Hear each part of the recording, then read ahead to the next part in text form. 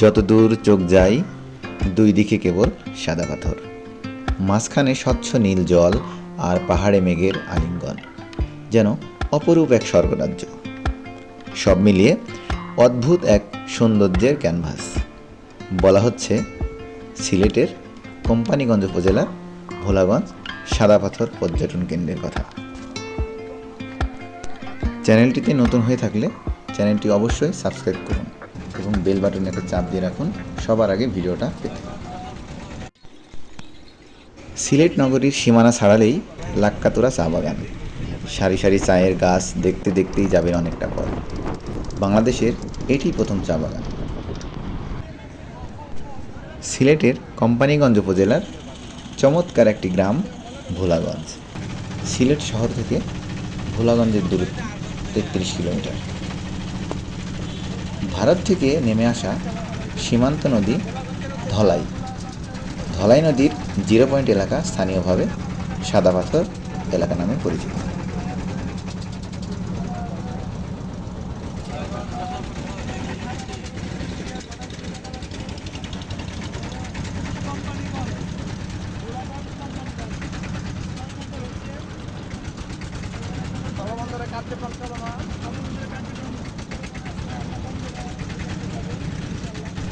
আপনি যদি কখনো নৌকা ভ্রমণ করে না থাকেন তাহলে এখানে গেলে নৌকা ভ্রমণের স্বাদ পাবেন।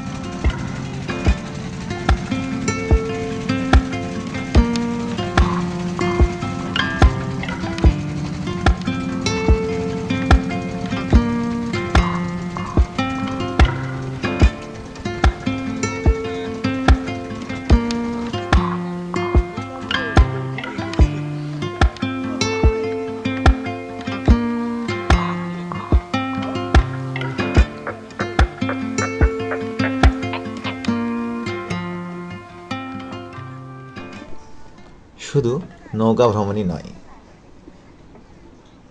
এখানে ঘোড়ায় চড়ারও অফুরন্ত সুযোগ রয়েছে। শখানেক ঘোড়া রয়েছে এখানে পর্যটকদের আনন্দ দেওয়ার জন্য। ছোট ছোট ছেলে মেয়েদের সাথে সাথে বয়স্ক লোকেরাও এই সুযোগ হাতছাড়া করতে চান না।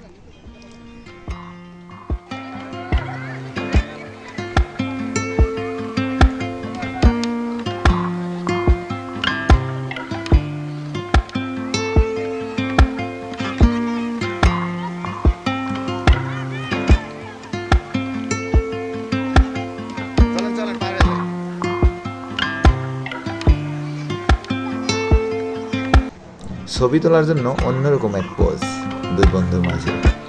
কেউ বা পাথর কোড়াচ্ছে,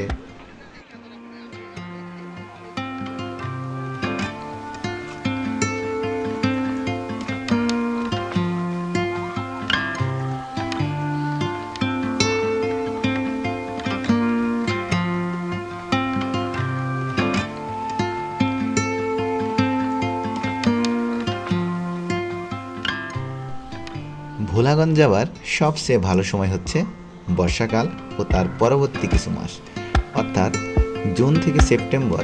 এই সময় যাওয়ার জন্য খুবই উপযুক্ত সময়।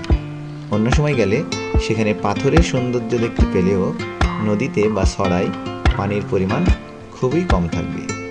আর শীতকালে সাদা পাথর এলাকায় নৌকা চলাচল করার মতো পানি থাকে না, তখন পায়ে হেঁটে ঘুরতে হবে।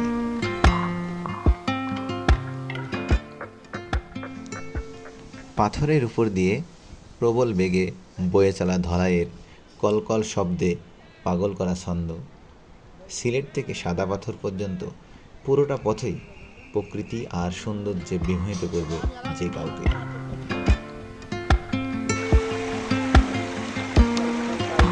সীমান্তবর্তী একটা মসজিদ।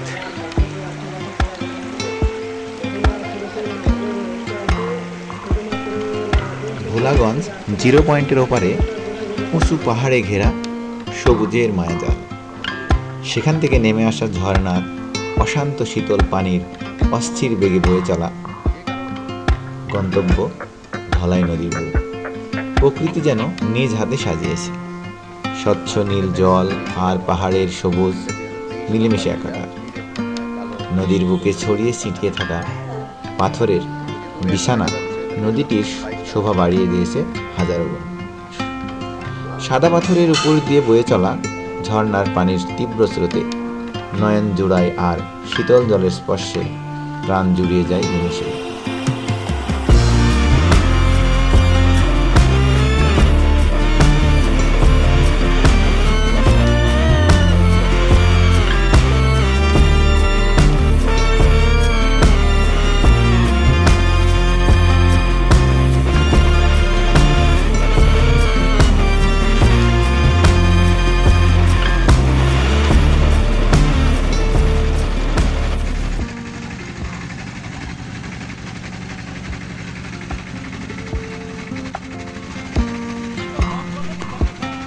সাদা পাথর পর্যটন স্পট ছবিতে অনেকটা বিছানাকান্দির মতো দেখতে মনে হলেও সামনাসামনি দেখলে পার্থক্যটা ধরা পড়ে।